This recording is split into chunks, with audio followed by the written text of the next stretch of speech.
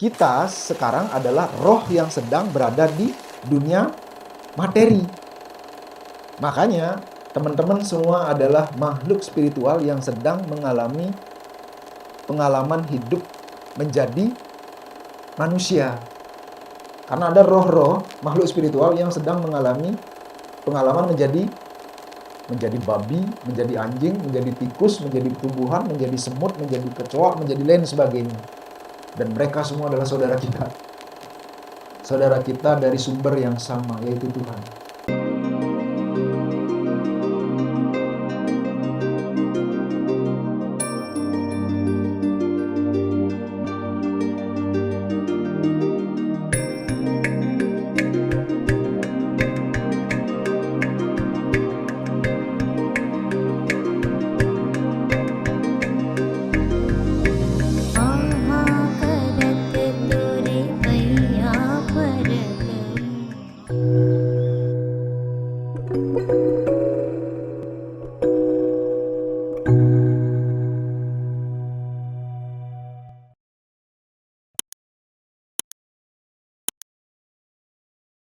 Ketika bercermin atau duduk bengong, melihat pemandangan mungkin, atau melihat ke dalam diri, atau bertanya pada diri sendiri. Kira-kira ketika bercermin atau melihat diri sendiri, muncul pertanyaan, siapa sebetulnya saya? Di alam semesta ini yang eksis dalam perspektif yoga dan dari beberapa ajaran disampaikan bahwa Tuhan yang Maha Kuasa itu mencipta ruang dan waktu. Ruang itu sifat femininnya, kemudian waktu sifat maskulinnya. Agar ada lawan, agar tadi keseimbangan itu. Agar ada menjadi dinamis, ada tempatnya, ada dinamikanya. Jadi feminin atau ruang adalah tempatnya, maskulin atau waktu adalah dinamikanya. Setelah dicipta ruang dan waktu, beliau memecah dirinya. Beliau yang Maha Kuasa memecah dirinya. Kalau di dalam ajaran yoga itu Tuhan disebutnya Brahman. Bukan Brahma ya, Brahman.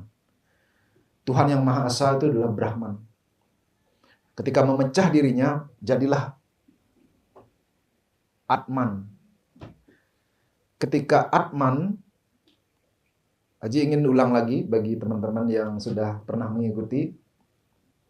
Sebagai analogi, ibaratkan kalau Tuhan itu adalah lautan, kalau kita menyendok, mengambil ataupun pakai gelas, ambil itu air laut di lautan, air laut di dalam gelas, apakah bisa disebut lautan? Nggak bisa.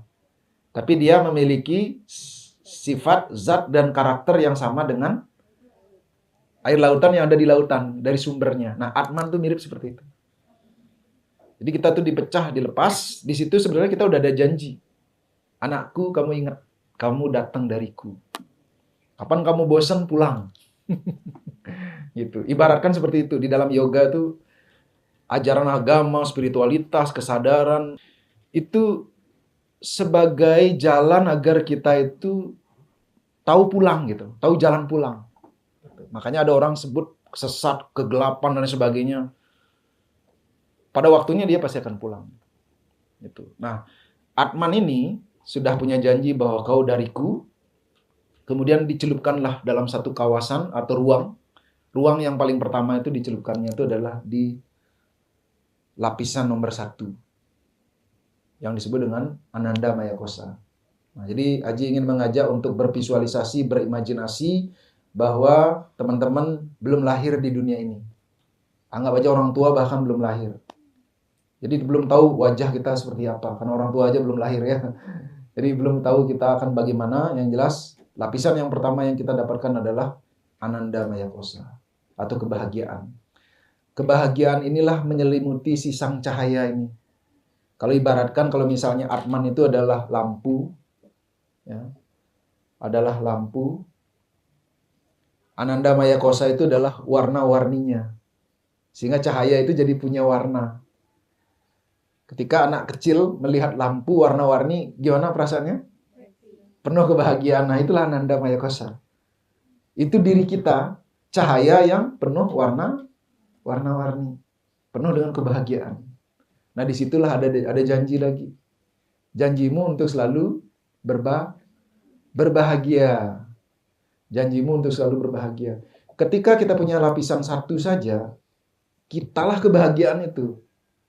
Gitu. Kitalah kebahagiaan itu. Saya adalah cahaya dan saya adalah kebahagiaan. Saya adalah percikan terkecil dari Tuhan Yang Maha Kuasa dan saya dilapisi oleh lapisan kebahagiaan. Itu diri kita yang sejati. Itu.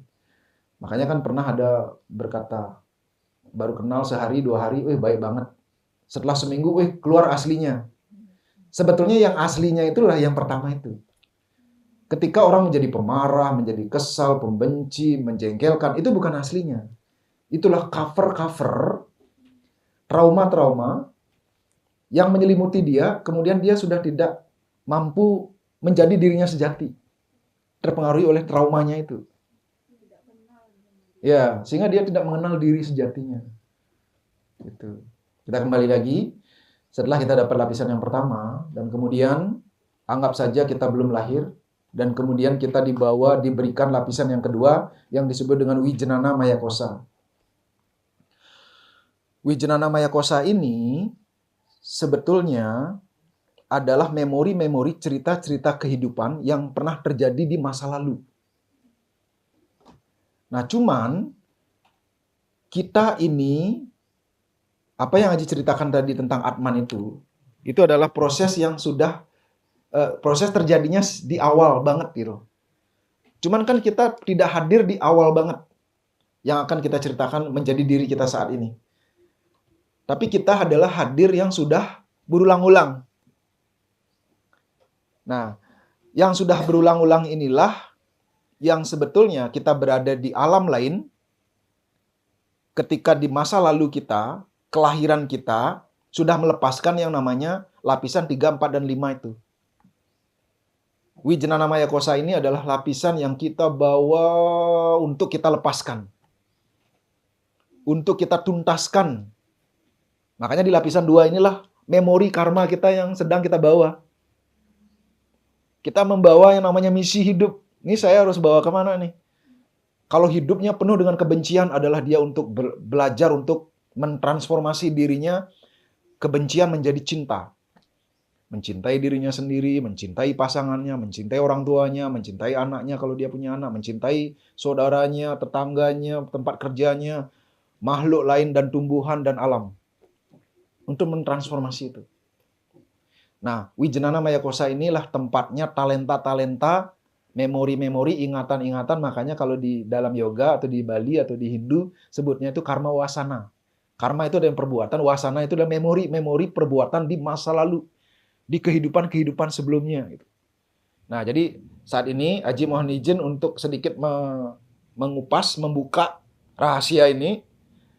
Tapi jangan takut ya, artinya jangan sampai terbebani ya, dan jangan juga menjadi terlalu menghayal ke masa lalu gitu. Tapi ini biar jadi pengetahuan gitu. Agar jadi pengetahuan. Nah, kenapa bayi yang baru lahir itu bukanlah kertas putih yang kosong. Bayi yang baru lahir dia sudah membawa lapisan 1 dan 2. Dia sudah membawa kebahagiaannya, dia sudah membawa talenta-talentanya, memori-memori, karma wasananya di kehidupan sebelumnya. Makanya anak lahir, terus bertumbuh besar, pasti dia membawa talenta. Ada yang suka nari, ada yang suka menggambar, ada yang suka bermain, ada yang suka diam aja, pendiam, ada suka bergaul, itu talenta. Orang tua harus belajar ini, agar tahu bagaimana mengarahkan si anak berdasarkan talentanya. Kalau di dalam yoga sebutnya swadharma. Swa itu artinya pribadi, dharma itu artinya talenta. Dharma itu artinya tugasnya. Dharma itu artinya misinya. Misi si jiwa anak itu kemana. Gitu. Jadi bukan kertas putih yang kosong. Yang bebas kita mau warnain apa. Enggak. Itu sudah ada pattern dia. Udah ada pattern.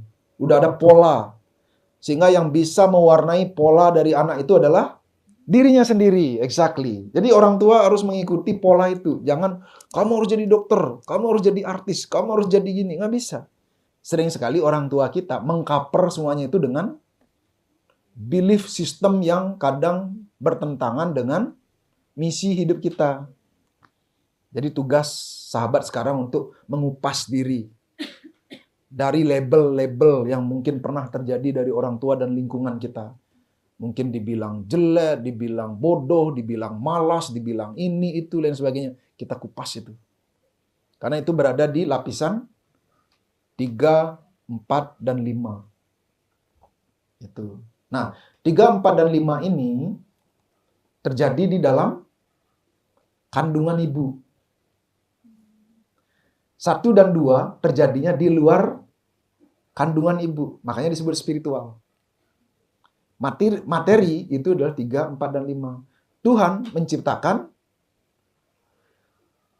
sesuatu yang niskala. Niskala itu artinya nirwana, artinya ruang di luar materi, dan juga menciptakan materi.